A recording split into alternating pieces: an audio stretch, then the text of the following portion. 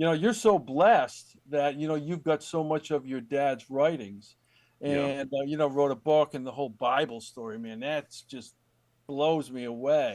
Well, that's a And, that's a good. Let's pause real quick there because you and Henry share a similar position in modern day contemporary society, and that is, your father's legacy, and not only in the world of World War II, but in these particular miniseries. What would you do if you're in Henry's step? What would you do if you're in that position where there was a George Luz Bible that Library of Congress said, "Hey, why don't you ship that bad boy out here?" Would you quickly do it, or would you hold on to it for a while? I know you're not as familiar with the Pacific stuff and all that, but when my dad wrote With the Old Breed, his book, yeah. it was based on notes that he Yeah. kept in his pocket New Testament. Oh, yeah, yeah, yeah. That he carried through the war, which I have. It's on that shelf over there.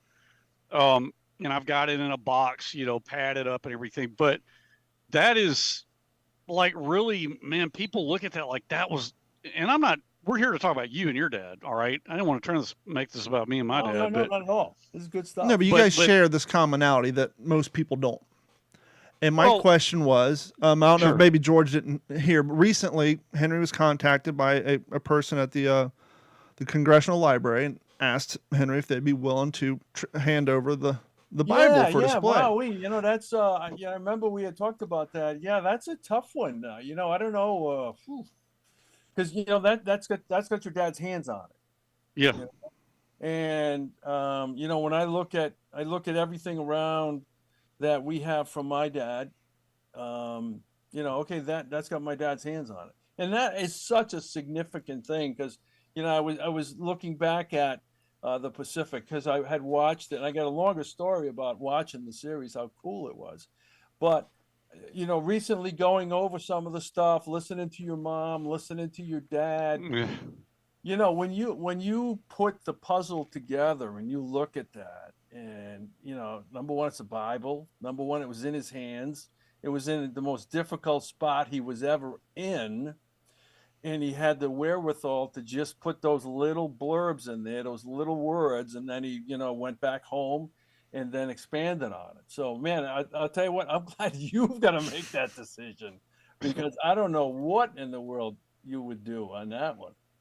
George, do you have, because like me, you were probably really fascinated by World War II history growing up. I know I was. Mm-hmm.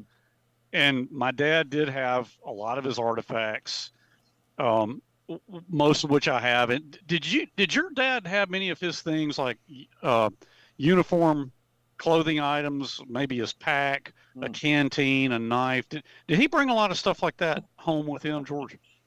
He came home with absolutely nothing. And I'll tell you the story why. Please. Okay, so my dad, it's the end of the war, and he actually wrote this down. It's the end of the war, and he had to hitch a ride, and so he got dropped off, and now he's walking down the road back to wherever the company was.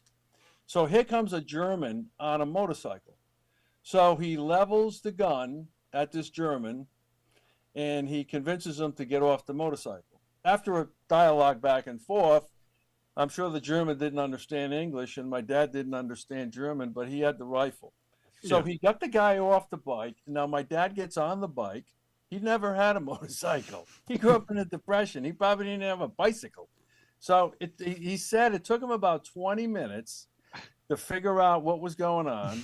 So he goes ambling on down the road, and then a couple of German girls called him, and he turned to look like every GI would, a couple of pretty girls. He turned to look and hit a bridge abutment. Ooh. And went crashing to the ground.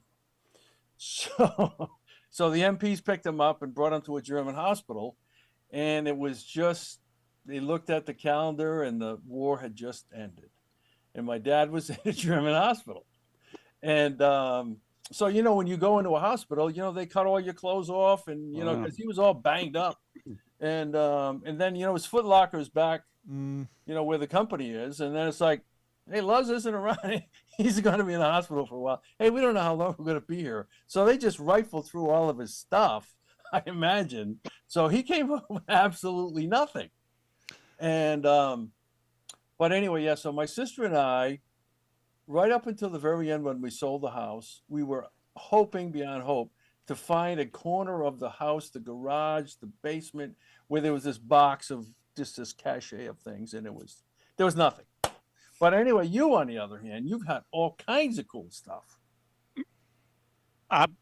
Yeah, I mean, I was really fortunate in that regard. And I think some of that kind of had to do with the fact that both my older brother and my dad, you know, they were really interested in historical things. And so like perhaps maybe a piece of equipment or a bayonet or something that maybe an ancestor had carried through the Civil War. We actually had some of that stuff.